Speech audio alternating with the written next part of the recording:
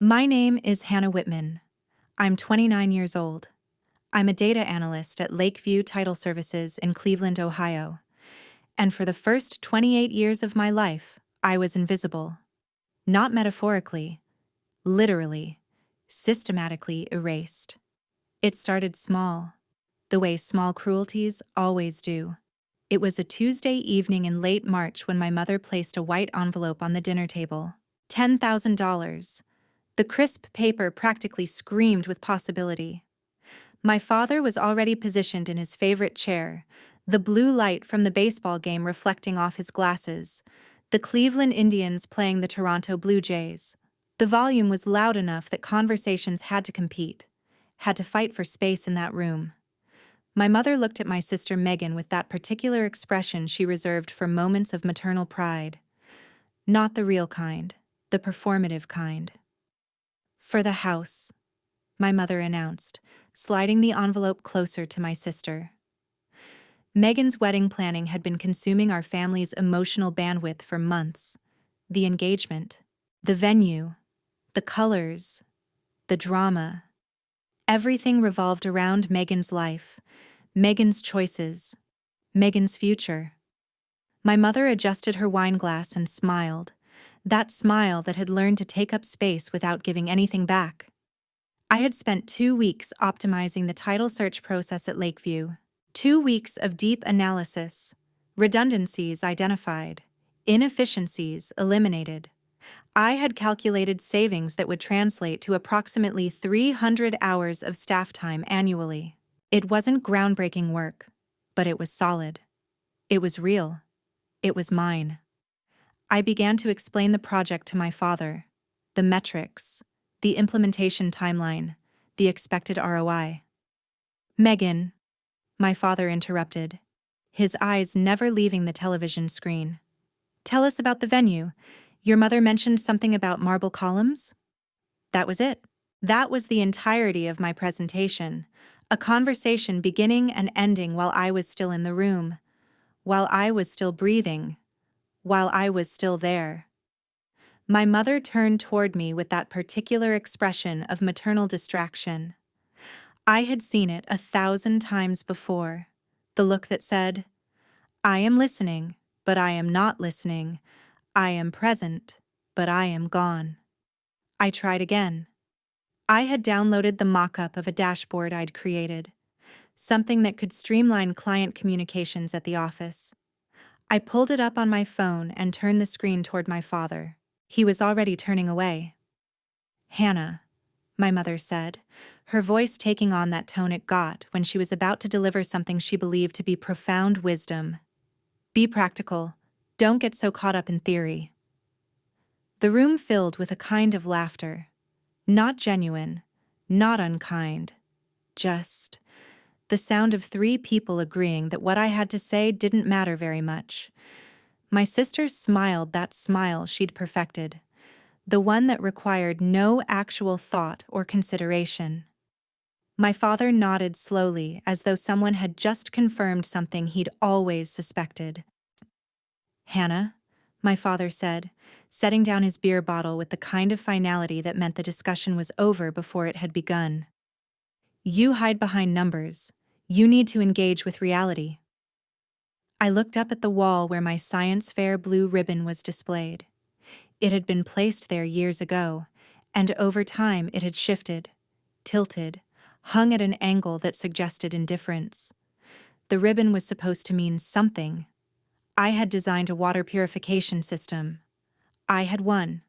I had proven I could do things. And yet, here is the truth that nobody tells you about invisibility. It is not violent. It is not loud. It is not an act of aggression that can be pointed to and named and resisted with clarity. Invisibility is the absence of things. It is the conversation that ends before you speak. It is the question that is never asked. It is the silence that settles over the room when you mention your own accomplishments. It is being present and being nothing.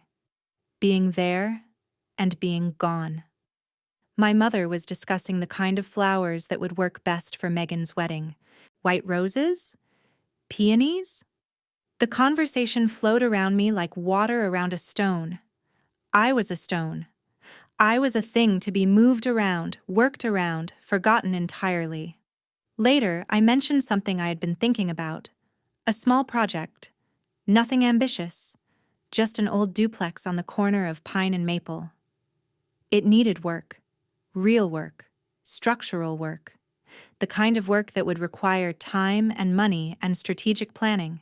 But the bones of it were good. The foundation was solid. I had calculated the numbers. I had done the research. I had looked at the potential. My mother waved her hand dismissively. "Don't dream so big, Hannah. That's not realistic." My sister chimed in. "You just hide in your Excel files anyway." And my father turned back to the baseball game without comment. That night, I sat in my apartment, the apartment that was affordable because I had researched neighborhoods, calculated rent-to-income ratios, and made strategic choices about where to spend my money. I sat in that apartment and I looked at the listing for the duplex on Pine and Maple. The photographs showed peeling blue paint, water damage in one corner, a furnace that was held together more by prayer than by engineering. The asking price was $175,000. In the right hands, with the right vision, it could be worth 3 times that. My hands were the right hands. I didn't tell my family about this decision. I had already learned, through 28 years of accumulated evidence, that they would not listen. They would not understand. They would take this thing I was building in my mind and make it small, make it ridiculous. Make it one more example of Hannah getting lost in theory and fantasy. So I made a decision. A decision made quietly, made privately, made in the kind of silence that feels like power. If my voice could not be heard at that dinner table, then I would build a voice out of spreadsheets and deeds and property records. I would construct an empire out of numbers so real, so tangible, that nobody could ever dismiss it as theory again. If my words could be interrupted and minimized and dismissed, then I would let paper speak for me. I would let results scream louder than any conversation ever could. The invisibility that had felt like erasure would become something else. It would become strategy. That night, I sat in my own apartment, the one I had built for myself, the one that was now the better half of a duplex where I was both landlord and tenant. I ate ramen noodles and sat in silence and watched the clock tick. No television, no family noise, no interruption. Just the quiet sound of my own thoughts, my own company, my own accumulating proof that I was capable of building something real. The walls still smelled faintly of new paint, mixed with the earthy scent of pine flooring I'd refinished myself. I ran my fingers along the smooth edge of the kitchen counter, a small imperfection in the laminate, reminding me that perfection was never the point. Completion was. The apartment didn't need to be beautiful to anyone else. It only needed to be mine. Sometimes I'd catch my reflection in the dark window and barely recognize myself. Not because I had changed on the outside, but because there was a steadiness now, a quiet confidence that came from no longer needing validation. I had learned to take comfort in my own silence, in the ticking of the clock, in the rhythm of days defined by work I chose for myself. I met Caleb Turner in a humanities class I was taking to fulfill some lingering requirement from my undergraduate degree. He was a structural engineer. He had the kind of confidence that comes from actually knowing things, from having studied them, understood them, built things with them. He spoke like a person used to precision, yet kind enough to translate complexity into clarity. We started talking after class about architecture and systems that last longer than the people who design them. He said, "Every structure tells you what it needs if you're patient enough to listen." That line stayed with me. Maybe people were the same. Maybe I had finally started listening to what my life needed. One evening, as we walked to our cars under the fading glow of the campus lights, he told me about his mother. She was told she didn't understand money, he said, and I felt something click into place in my chest.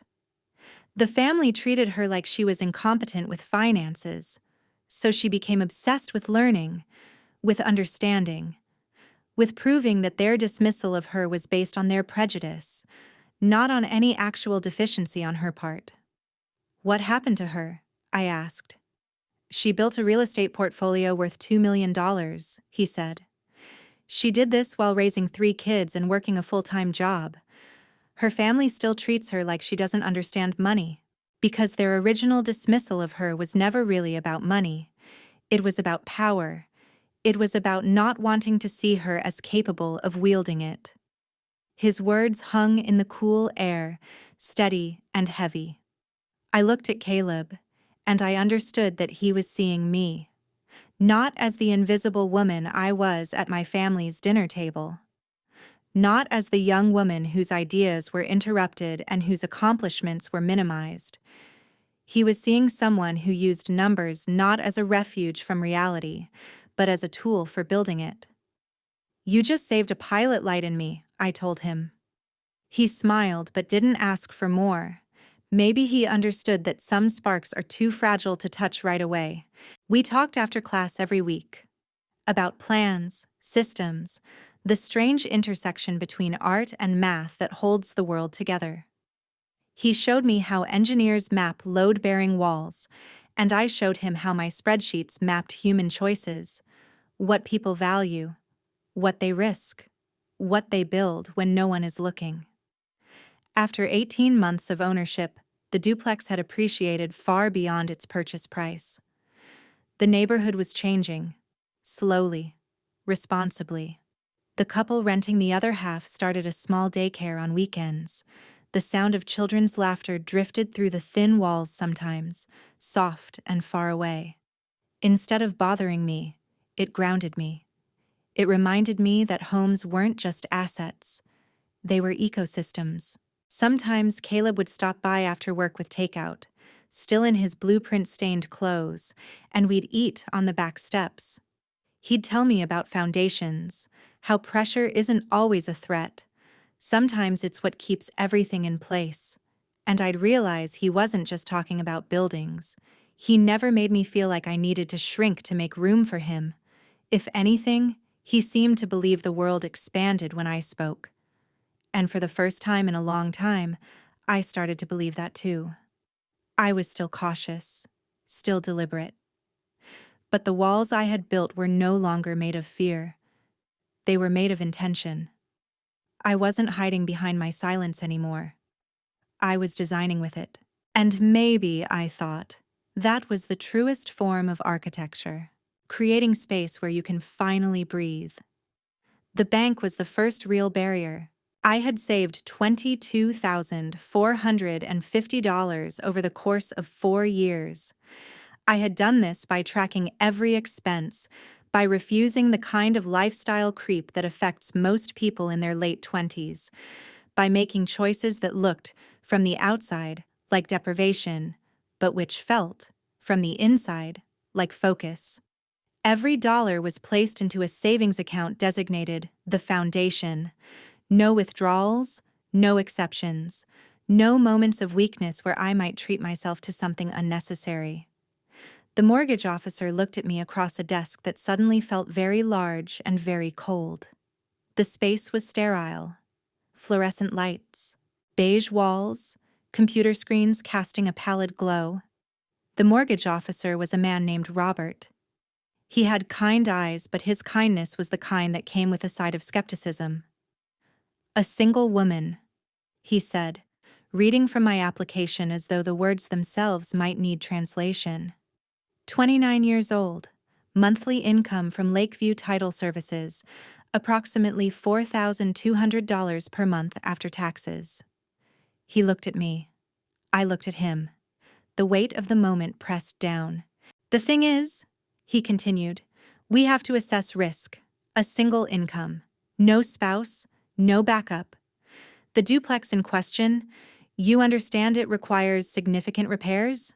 The FHA rate for that property assessment puts it at approximately $75,000 in immediate work. That's before we even get to the foundation questions.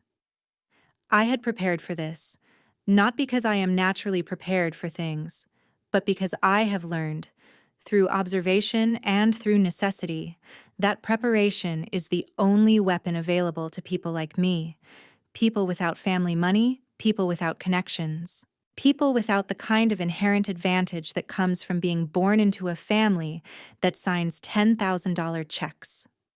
I had brought documentation, 12 months of bank statements showing regular deposits and minimal withdrawals, proof that my employment was stable, a letter from my supervisor indicating my position was secure.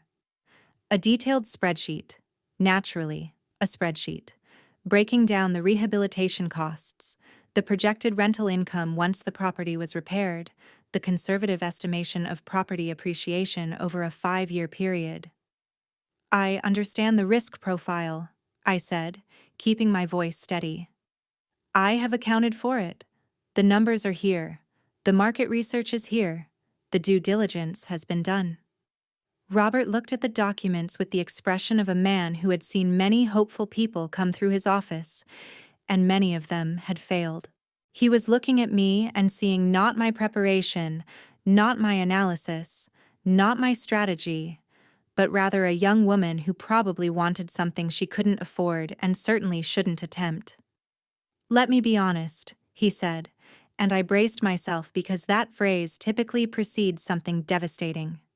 FHA loans at 3.5% down are technically available to you, but getting approval through our underwriting department for a property in this condition with your current income, let's just say it's going to be a challenge. There are going to be questions about capacity, questions about whether you can handle the repairs if something goes wrong, questions about whether you truly understand what you're asking for. I understood completely what I was asking for. I was asking for the opportunity to do what my family had never believed I could do.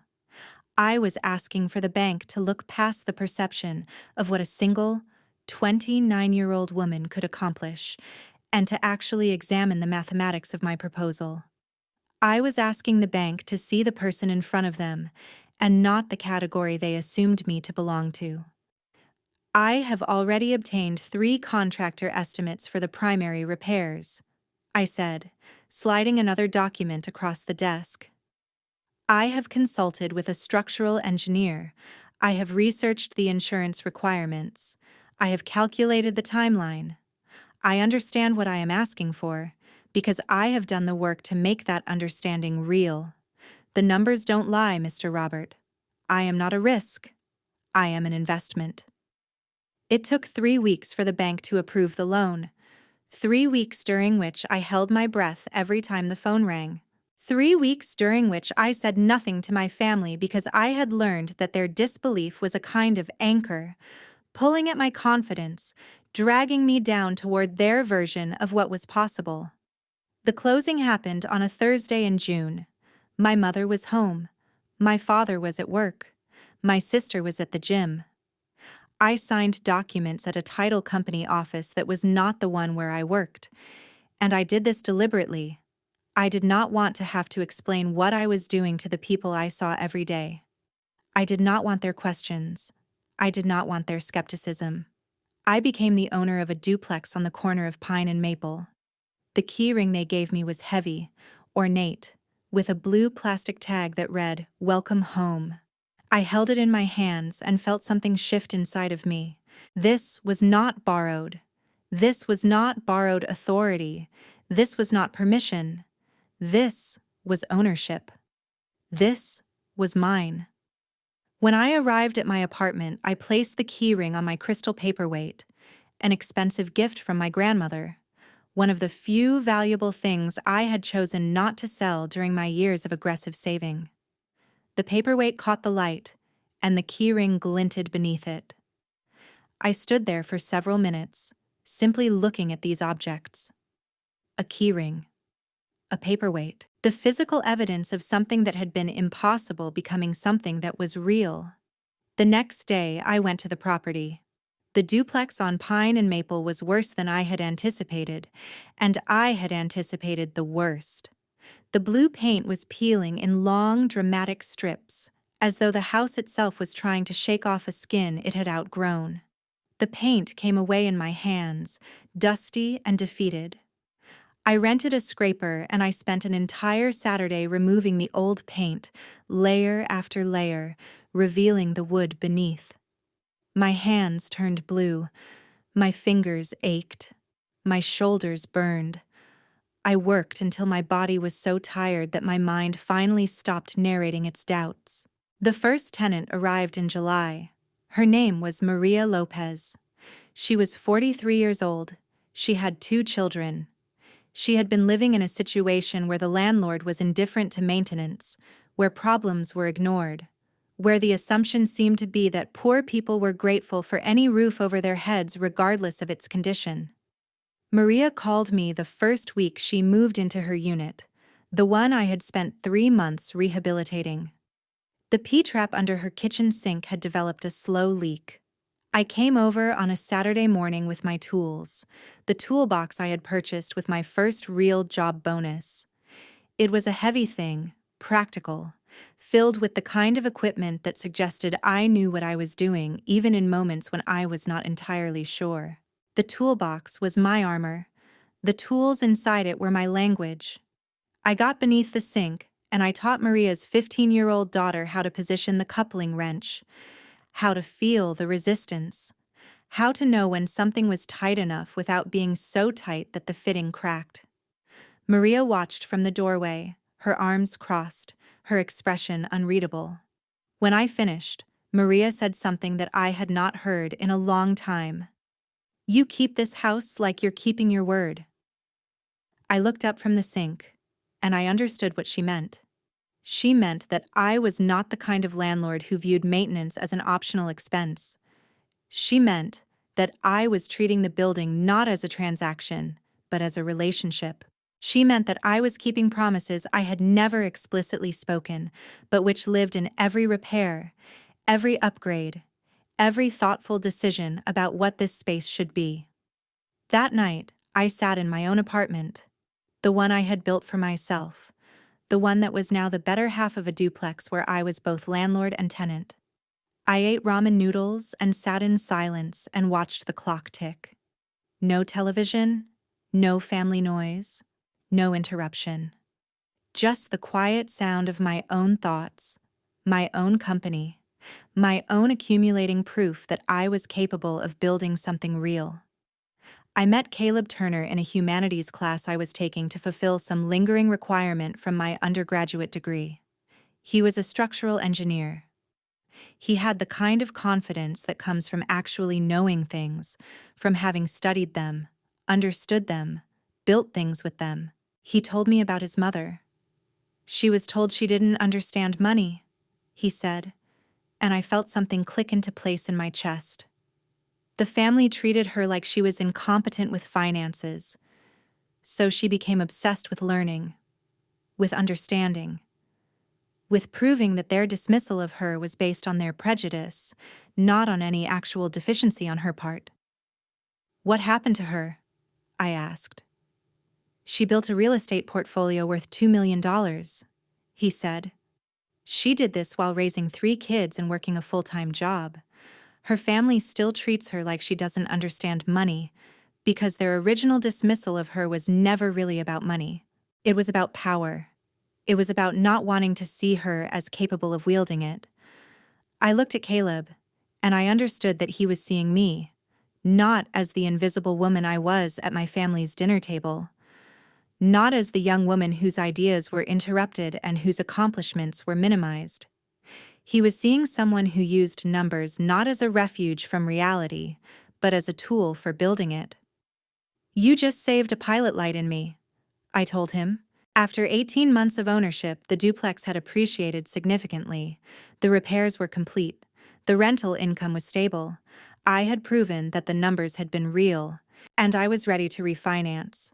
The second bank visit went differently. The loan officer looked at my file and saw not a risk but a track record. 18 months of proof. Proof in the form of property appreciation. Proof in the form of tenant satisfaction. Proof in the form of a woman who had done exactly what she had said she would do. I refinanced into a conventional loan at a lower interest rate than even my most optimistic calculations had anticipated, and I extracted $20,000 in equity to serve as the down payment for a second property. This one was going to be a distressed sale from a developer called Breyer and Sons. The building had been caught up in code violations and warranty disputes. The developer had become tangled in legal complications and had decided to liquidate. The property was listed at a price that reflected its complications. To anyone else, it looked like a problem. To me, it looked like mathematics. I was no longer invisible. I was building something real, something undeniable, something that would eventually force my family to acknowledge me. But I was still building in silence, and the silence, I had learned, was not a weakness. The silence was the entire strategy. The second property closed in December. Breyer and Sons was eager to be rid of it, and I was capable of moving quickly. I had learned that hesitation is the luxury of people who have options. I had no options. I only had momentum. The duplex I had purchased from Breyer and Sons was structurally more sound than the first one, but it was trapped in bureaucratic complications. Warranty disputes with the local code enforcement office, questions about whether certain systems had been installed to spec, disagreements about remediation timelines, the kind of issues that would have deterred most investors, the kind of issues that, to a data analyst with a methodical approach to problem solving, looked like variables to be resolved. I spent 3 months navigating the administrative maze. I reviewed the original construction documentation. I hired the proper inspectors. I obtained the necessary certifications. I essentially rebuilt the paper trail until the property no longer existed as a problem, but as a completed project awaiting official acknowledgement. It was during this period that the complications began. Michelle Chen was a reporter for the Cleveland Business Journal. She was 35 years old. She had the kind of skepticism that comes from having interviewed many people who had made promises they couldn't keep. She had been tracking Breyer and Sons for some time, investigating complaints from multiple sources: customers, contractors, municipal officials. And one day she noticed something unusual in the property records. A young woman, 29 years old, a data analyst from Lakeview Title Services. She had purchased 2 distressed properties in less than 18 months. She had resolved complications with those properties efficiently. She had somehow managed to navigate systems that typically trapped investors in endless cycles of disputes and delays. Michelle called me and asked for a meeting. We sat in a coffee shop on the west side of Cleveland. The light was pale and afternoon-colored. Michelle ordered black coffee. I ordered chamomile tea. There was no pretense to this conversation. "I don't believe in luck," Michelle said, setting a small notebook on the table. "And I don't believe in coincidence. A 29-year-old woman who is somehow able to acquire properties that major developers have failed to manage? That's not luck. That's something else. That's either illegality or it's a story. And I have a reputation for finding out which one it is." I should have been frightened. I should have felt vulnerable. Instead, I felt a strange kind of relief. I opened my computer and I showed her the rent rolls. I showed her the scope of work documents. I showed her the before and after photographs of the repairs. I showed her the contractor certifications. I showed her the escrow releases. I showed her the spreadsheets that contained every dollar, every transaction, every decision. "I'm not hiding," I told her. "I'm just not advertising. There's a difference." Michelle looked at the documentation for a long time. She asked detailed questions about financing, about strategy, about the decisions I had made, and I answered all of them. Because I had nothing to hide, because my work could withstand scrutiny, because my numbers had always been honest. "If this story gets published," I told her, "I want it to be accurate. I want it to reflect what I've actually done. Not a narrative about a woman beating the odds. Just the facts. The numbers. The work. The decisions that led to here. Michelle nodded slowly. I'll verify everything independently. If it all checks out, and I suspect it will, I might have something. 3 weeks later, the article appeared. 29-year-old woman keeps families warm during winter freeze. And then, in smaller print, a data analyst uses strategic analysis to overcome developer negligence and code violations. The article was long. It detailed the problems with the second property. It described the complications that Breyer and Sons had created. It highlighted the efficiency with which I had navigated the bureaucratic maze. It quoted Maria Lopez. She keeps this house like she's keeping her word. These are real homes, not just investments. The article ran on the front page of the business section. The article included a photograph.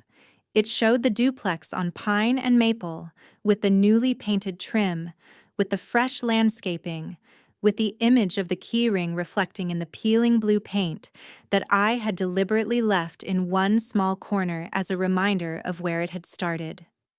That was Tuesday. My family found out about the article on Wednesday morning. My mother called me at work. Her voice was tight. Her breathing was controlled in that particular way that indicated she was on the edge of losing control. "How could you?" she said. "How could you embarrass this family in a newspaper?" I didn't explain that she was the person who had embarrassed me at the dinner table. I didn't remind her that I had spent 28 years sitting in silence while she erased me. I simply listened. My sister sent me a text message. "Trying to ruin me? Really?" I didn't respond because I didn't understand what my accomplishments had to do with my sister. My properties had nothing to do with her. My investments had nothing to do with her wedding. My work had nothing to do with her life. And yet, in her mind, my visibility was somehow a theft of her visibility. My success was somehow a commentary on her worth. My father was silent. He read the article. I imagined him sitting in his chair, the baseball game muted on the television, reading about his daughter, the one who hid behind numbers, the one who didn't understand reality, building something undeniable. I turned off my phone. That night, alone in my apartment, I sat with the silence, and I understood that something had shifted. I was no longer invisible, and that visibility was going to change everything. They arrived at my apartment on a Saturday afternoon in February. All three of them. My mother, my father, my sister. They came uninvited, which meant they had coordinated this visit beforehand, which meant they had made a decision as a family to stage an intervention. I had not invited them to my apartment before this. They had never seen the space I had built for myself. They had never seen the careful choices I had made about furniture, about lighting, about how to create an environment that reflected my values rather than their expectations. My mother had brought cheese, expensive cheese from a specialty market. My sister was wearing something designer. My father looked tired, as though the effort of confronting me had already exhausted him. They sat on my couch. I remained standing. My mother began the conversation by presenting her narrative. She explained that she was confused by my choices. She explained that going public with my accomplishments seemed hostile, seemed designed to reflect poorly on the family, seemed like a deliberate attempt to make her look bad. "If you had just told us," she said, "we would have been proud of you. We would have supported you. But this public display, it's cold, Hannah. It's unforgiving. It's not who you are." I listened to her reframe my silence as a personal attack. I listened to her suggest that my invisibility had been chosen, that I had held back out of some desire to harm her rather than out of survival. I listened to her convert her own cruelty into evidence of my coldness. "I'm not cold," I said. "I'm clear." My sister took this as an opportunity to interject. "You use the newspaper to embarrass me. You know I'm planning my wedding. You know I'm stressed. And you decide to make yourself the story. You decide to make this about you. I pulled out the original article on my phone and I showed it to her. Not to hurt her, but to provide evidence. This article is about two families, I said. One family, Maria's, lived in a building that was neglected. That was treated as temporary shelter rather than home. Breyer and Sons didn't care about them. They didn't care about the conditions. They didn't care about whether the heating system worked. The article is about Maria's family finally having a landlord who cares about the building because I care about the building. And what about what I care about? My sister demanded. That's not my job, I said. My job is not to make you feel secure by remaining small. My job is not to validate your life by refusing to build mine. My job is to live my life in a way that is true to me. The article doesn't mention you. The article doesn't mention your wedding. The article doesn't reference our family at all. You only feel attacked because I am no longer invisible, and my visibility threatens your sense of being the visible one. The room became very quiet. My father looked at me for what felt like the first time in my adult life. Not as a disappointment to be managed, not as a problem to be solved, but as a person who had done something he had not expected her to be able to do. My mother and sister stood up. They said they needed to talk, that they needed to process this, that they were going to step outside onto the porch. They did. I could see them through the window, my mother's hand on my sister's shoulder, both of them looking out at the street, at the neighborhood where I had chosen to live and build and remain. My father remained on the couch. I read the article, he said quietly. I read it twice. Okay, I replied. I was wrong, he said. About a lot of things. About you hiding behind numbers. About you not understanding reality. I sat down on the chair opposite him. This was not a comfortable conversation.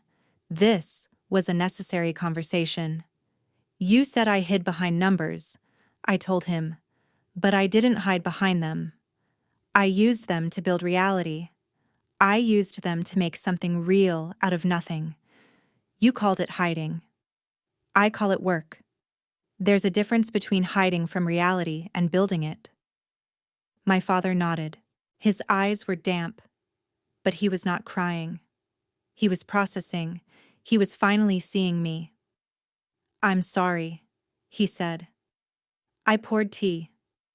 I actually made tea, something I had learned to do in the past 18 months, something I had never done at my family's home because there was never quiet enough for tea. I served it in the brown ceramic cup that my grandmother had given me, the one that had always felt too fragile to actually use, until I understood that fragile things could still hold the things we needed. When my mother and sister came back inside, they did not immediately apologize. My mother sat down and she said something different. I thought you were strong enough to carry everything, she said. I thought if I didn't ask for help, you would realize you were capable and you would become even stronger. I didn't realize I was just asking you to disappear. This was not a complete apology. This was a partial understanding. This was an acknowledgement wrapped in an explanation that still attempted to justify the original harm. But it was something. Strength is not the same as limitless, I said. It's not about capacity. It's about boundaries. It's about knowing where you end and someone else begins. It's about being able to say no without guilt. That's what I've learned. That's what this past year has taught me. My sister was more resistant. She pulled out the article again and she pointed to the quotation from Maria. So you're saying I should be like this woman? That I should understand that my responsibility to this family is limited? That I can just build my own life and everyone else can figure it out? I'm saying that you have the choice, I told her. You can choose to build something for yourself, or you can choose to define yourself through your relationship to others. But whatever you choose, I need you to understand that my choices are not a referendum on your worth. My visibility doesn't diminish you. My success doesn't require your failure. Those are not the rules of mathematics. Those are not the rules of reality. I walked over to a spreadsheet I had printed out and left on my desk. It was titled Roof Fund. It was a blank template with columns for contributions, for purposes, for timelines. If you want to build something, I told my sister, you can start here. 5% of whatever income you generate goes into this fund before anything else, before shopping, before entertainment, before the wedding. You build a foundation first, then everything else gets built on top of it. That's how this works. My sister took the paper. She didn't speak. She folded it and put it in her purse. And then I said the thing that needed to be said. The thing that would establish the new architecture of our family. From now on, there will be no withdrawing emotional capital under the name of family, I said. I will help build other people's houses. I will keep the pilot lights burning, but I will not burn down my own life to do it. I am willing to care for you, but I am not willing to disappear. This is the line. This is the boundary. And it is not negotiable. Caleb had taught me something about boundaries. He had said they were not cold. He had said they were how people could still love each other without destruction. Boundaries are not the end of love, he had told me. They are the structure that allows love to actually survive. Without them, love just becomes consumption. One person consuming the other. But with boundaries, love becomes something that can actually endure. My family sat in my apartment as the afternoon light changed. My mother looked tired. My father looked sad. My sister looked confused. But they were all present. They were all awake. They were all finally seeing me. My father sent an email the next day. It was short. It read, I read the article completely. I understand now. I'm sorry. Love, Dad. Just that. Just those words. And they were enough because they represented something I had not had before. Acknowledgement. Not forgiveness necessarily. Not the erasure of what had come before. But a simple acknowledgement that he had been wrong and that I had been right, and that the difference between those things mattered. A week later, my mother appeared at my apartment door unannounced. She was holding a small shovel and a small potted plant. Peppermint. She looked nervous, as though she was unsure of whether she was allowed to be here, whether her presence would be welcomed or rejected. Can I grow something? She asked. In a pot? I don't want to take over the garden.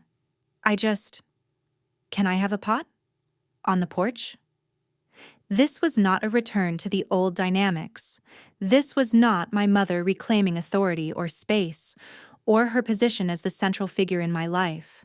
This was my mother asking permission. This was my mother understanding that my home was my territory, and that her presence in it required my consent. We can have pots, I told her. The porch is a shared space. We can grow things there. She smiled, and it was a different kind of smile than I had seen before. It was smaller. It was quieter. It was genuine. Maria called me a few days later. She had been thinking about something. She told me that I reminded her of her own mother, that my care for the building, my attention to detail, my respect for the people who lived there, it all reminded her of the way her mother had kept a home. My mother kept the house like she kept her promises, Maria said. And I think you do the same. My mother passed many years ago, but I am grateful that my children are growing up in a home that is kept with that same kind of respect. I understood that this was Maria's way of giving me something. This was her way of saying that what I had built mattered, that it was not just mathematics or strategy or real estate investment. It was care. It was commitment. It was the kind of work that makes other people's lives possible. The furnace in the first duplex, the one on Pine and Maple, had lasted longer than anyone expected. But as March arrived with its cold nights and unpredictable weather, it finally began to show its age. A cold snap came through Ohio. Temperatures dropped to below zero. The heating system strained. I got a call from Maria at 2 in the morning. "The pilot light is out," she said. "The furnace won't turn on, it's getting cold, my kids are scared." I got out of bed. I got dressed. I drove through the dark streets to the property. I went down to the basement, to the furnace room, to the place where the pilot light lives. That small, persistent flame that makes everything else work. I relit it. The furnace hummed back to life. The heat returned. Maria stood at the doorway to the furnace room, her youngest child on her hip. "Thank you," she said. "I don't know what we would have done." "The furnace will last another season," I told her. "Maybe 2, if we're lucky. But we'll replace it before winter next year. I've already started saving for it." Maria nodded. She understood. She understood that I was not just a landlord who fixed things when they broke. I was someone who anticipated what might break and prepared for it. Someone who kept her promises even before they were spoken. I had learned something in those 18 months that my family had never understood. The difference between power and care. They thought power meant never having to answer to anyone. They thought power meant maintaining control through invisibility, through mystery, through withholding. But I had learned that real power is the opposite. Real power is transparency. Real power is accountability. Real power is being so solid, so reliable, so undeniable that people have no choice but to respect you. I went back to my apartment and I spent the rest of the night refreshing my spreadsheets. I updated the roof fund to add a line item for furnace replacement timeline. I calculated the timeline needed. I adjusted my savings targets to ensure I would have the funds available before the heat of the coming summer faded into the cold of the coming winter. I thought about the blue paint. When I had first scraped away the old paint from the duplex on Pine and Maple, I had felt like I was uncovering something, like I was revealing the truth that had been hidden beneath the failing exterior. But now, 18 months later, I understood something different. The blue paint was not hiding the truth. It was telling a story. It was showing the passage of time. It was demonstrating that things fall apart, that nothing lasts forever, that what we build will eventually fail and need to be rebuilt. So I had made a decision. I was not going to paint the house a different color to try to make it look new. I was not going to cover up the story of its deterioration. I was going to paint it again in blue, not the peeling, desperate blue of before, but a clear, bright blue that acknowledged the past without being trapped in it. A blue that said, "Yes, this house has been damaged. Yes, this house has been neglected. And yes, this house is being carefully rebuilt anyway." The day I finished painting, Caleb came over to help me clean up. We stood outside the duplex and looked at the fresh blue paint catching the afternoon light. "It's beautiful," he said. "The color is perfect. It's honest." "It's not trying to pretend it's new," I said. "It's just clean. Just refreshed." In my apartment, I began another ritual. Every evening, I would make tea. I would carry the cup to the window and I would sit in silence, and I would look at the photograph I had placed in the frame on my shelf. It was a photograph of my family, not the current family, but the family I was trying to rebuild. Not the family of erasure and invisibility, but the family of boundaries and respect. The steam from the tea rose up and clouded the glass of the photograph, and I would watch the condensation form and fade, creating this rhythm of appearance and disappearance, visibility and obscurity. "I wanted them to see me," I said to the photograph one evening. "And now they do. But I don't need them to see me anymore. I'm not building this for them. I'm building this for the families who will live in these homes. I'm building this for Maria and her children. I'm building this for the tenants who will appreciate the care that has been taken. I'm building this for myself." The blue ribbon, my science fair prize from so many years ago, was still hanging on the wall in my apartment. But now it had company: the keyring from the first property, the photograph of the duplex on Pine and Maple, the spreadsheet titled Peace Fund that had evolved from the original Roof Fund, the small succulent plant that my mother was growing on my porch. All of these things were evidence of something that could not be erased. My father had written me another email. This one was longer. He apologized for years of dismissing my work. He acknowledged that his own insecurities, his own sense of inadequacy with numbers, his own discomfort with not understanding something I clearly understood, had made him defensive. He had responded to his own inadequacy by diminishing me, by making my competence into a character flaw rather than an accomplishment. "I'm trying to be different," he wrote. "I'm trying to see you clearly. I'm trying to understand that your success doesn't threaten me. I'm working on it." This was not redemption. This was work. This was ongoing, difficult, never finished work. But it was something. It was the beginning of something. The furnace in the duplex on Pine and Maple continued to burn through the cold months. The pilot light stayed lit. The heat continued to flow. And in the spring, when the building began to warm naturally with the changing season, I did not turn off the furnace immediately. I let it run a few more days, just to make sure there were no surprises, just to ensure that everything was working properly. That was my style. That was how I had learned to do things.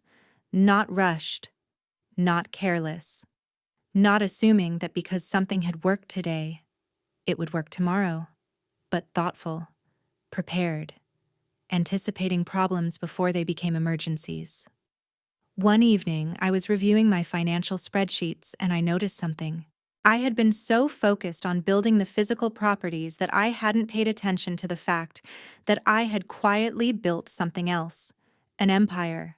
A small one, yes. Just 2 duplexes. But they were secure. They were generating income. They were providing homes. They were proving something that my family had never believed possible. They were proof that the woman they had dismissed, the daughter they had erased, the sister they had minimized, that woman had been awake the whole time. That woman had been calculating. That woman had been building. I lay in bed one night and thought about the different forms that power can take. My family had imagined power as visibility, as control, as the ability to make other people do what you want them to do. But I had discovered a different kind of power, the power of quiet, the power of numbers that cannot lie, the power of following through on promises even when no one is watching, the power of building something so real, so undeniable, that it transcends the need to announce itself.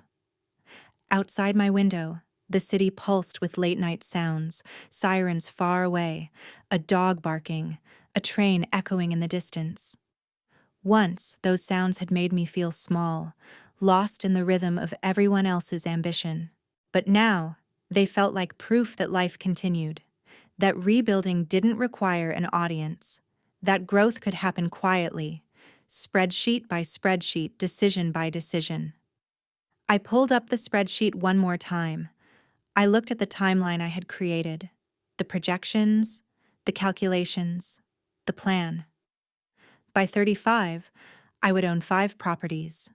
By 40, I would own 12.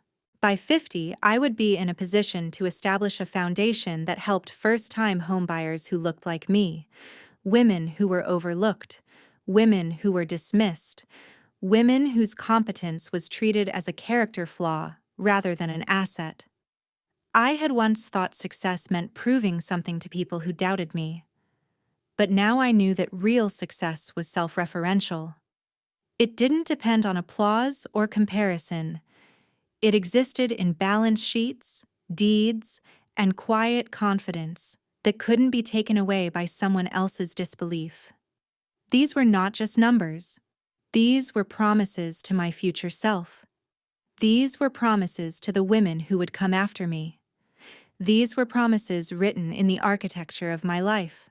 Sometimes, on weekends, I'd drive past the duplex on Pine and Maple. The blue paint was finally even, smooth as calm water. The tenants were a young couple with a newborn.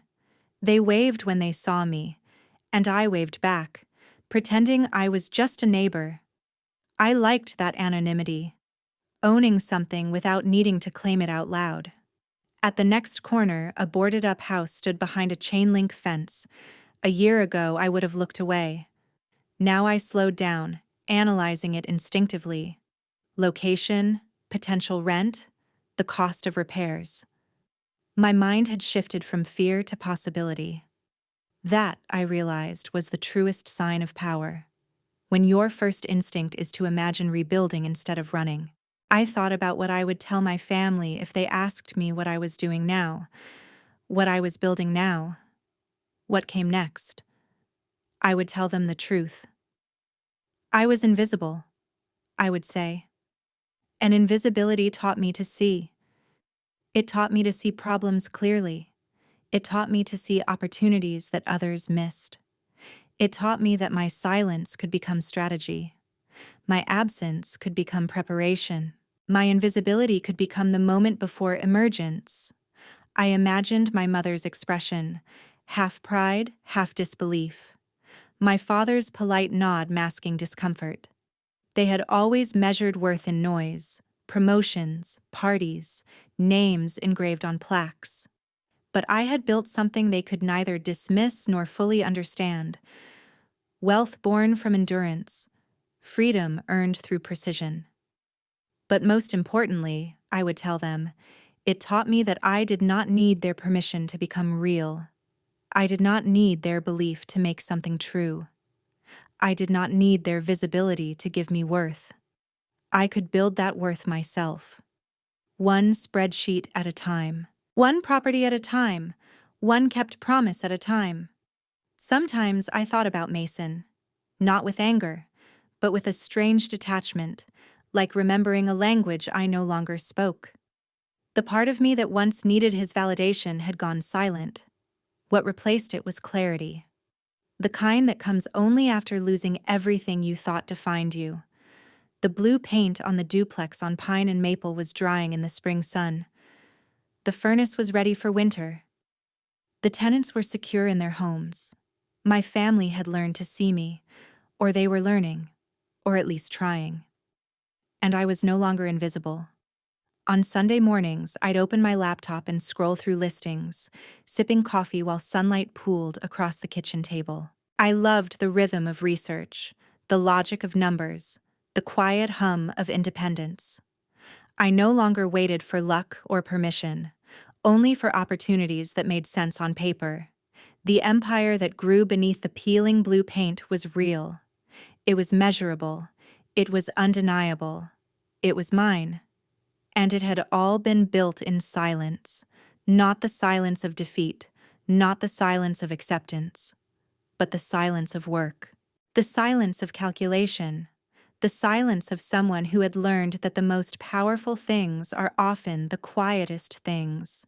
The most transformative moments are often the ones that happen in private. The most real revolutions are often the ones that no one sees coming until they are already complete. There were nights when I would sit with the glow of my monitor lighting the room, surrounded by papers and receipts, and realize I wasn't rebuilding my life anymore.